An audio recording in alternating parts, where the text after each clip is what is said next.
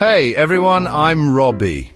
Let's be honest, history textbooks can feel like they're written in a language only historians understand. We're uncovering 15 fascinating facts about this often overlooked chapter of history, from its bizarre beginnings to its dramatic end. How did the Pope end up with his own country? It's the 8th century, Europe is chaotic and the Pope lacks military power.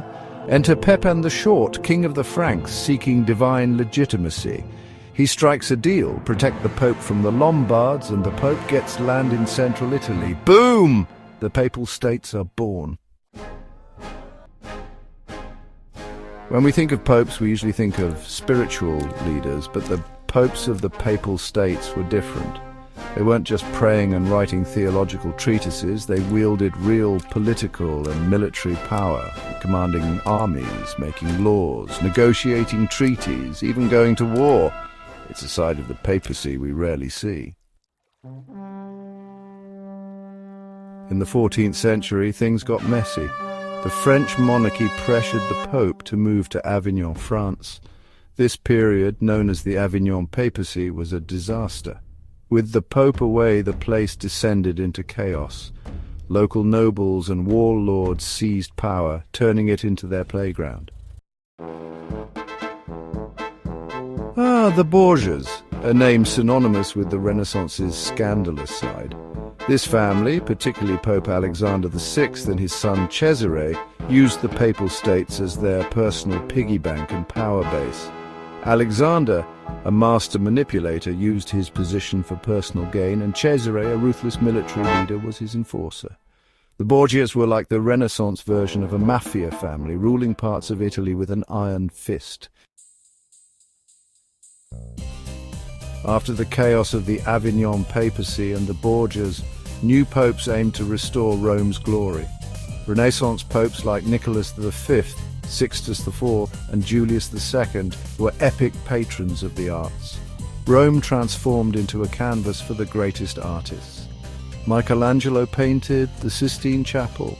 Bramante designed St. Peter's Basilica. Raphael filled the Vatican with frescoes. In 1527, disaster struck.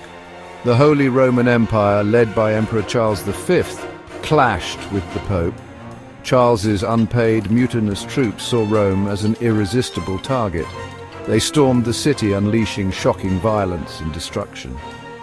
Pope Clement VII barely escaped, hiding in Castel Sant'Angelo as Rome burned. The story of the Papal States isn't just about popes and palaces, it's also about the people who lived under their rule, including a significant Jewish population.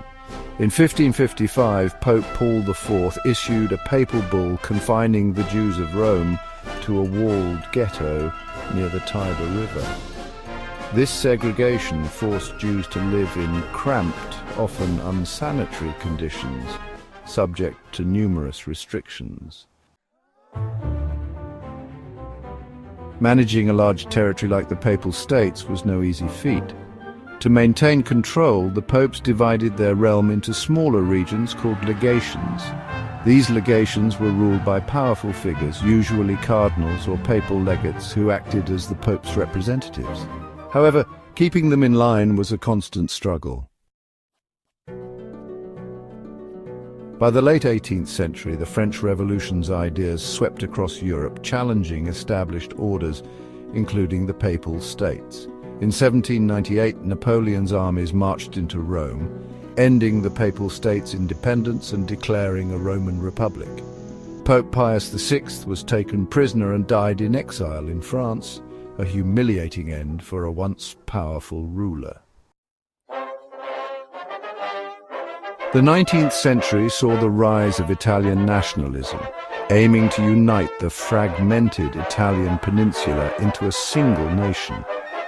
Secret societies like the Carbonari, advocating for liberal reforms and unification, gained popularity, especially in the Papal States. Pope Gregory XVI, a staunch conservative, responded with repression, relying on Austrian troops to crush any rebellion. In 1846, a reform-minded Pope, Pius IX, ascended to the papacy. When revolution swept Europe in 1848, Pius IX was caught in the crossfire. Roman revolutionaries declared a republic, forcing the Pope to flee in disguise. He was restored to power by French troops, but the experience hardened his stance. By 1860, the Papal States were crumbling. Italian nationalist forces, led by Giuseppe Garibaldi, had conquered most of the peninsula. On September 20th, 1870, Italian troops breached Rome's walls, ending centuries of papal rule. Pius IX, refusing to acknowledge the new Kingdom of Italy, retreated to the Vatican, declaring himself a prisoner. The Papal States are known for their popes, but they also had an army, the Papal Zouaves. These were volunteers from Europe and the Americas, Catholics defending the Pope and his temporal power. The Zouaves, with their North African-inspired uniforms, fought bravely in defense of Rome in the 1860s, but they were ultimately outnumbered and outgunned. The fall of Rome created a bizarre situation. The Pope was still the Pope, but now a sovereign without a state, confined to the Vatican. In 1929, the Lateran Treaty, signed by Mussolini and Pope Pius XI, recognized Vatican City as an independent state. Today, Vatican City, the smallest country in the world, stands as a reminder of the Papal States. This tiny enclave within Rome, home to St. Peter's Basilica and the Vatican Museums, is the last vestige of the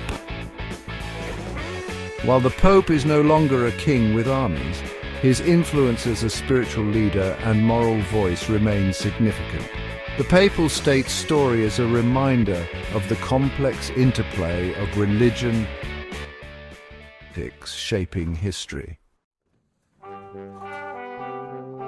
So there you have it, fascinating facts about the Papal States, a 1,000-year-old realm ruled by popes who were both kings and spiritual leaders. If you enjoyed this dive into the past, give this video a thumbs up and subscribe for more historical explorations. Thanks for watching. See you next time.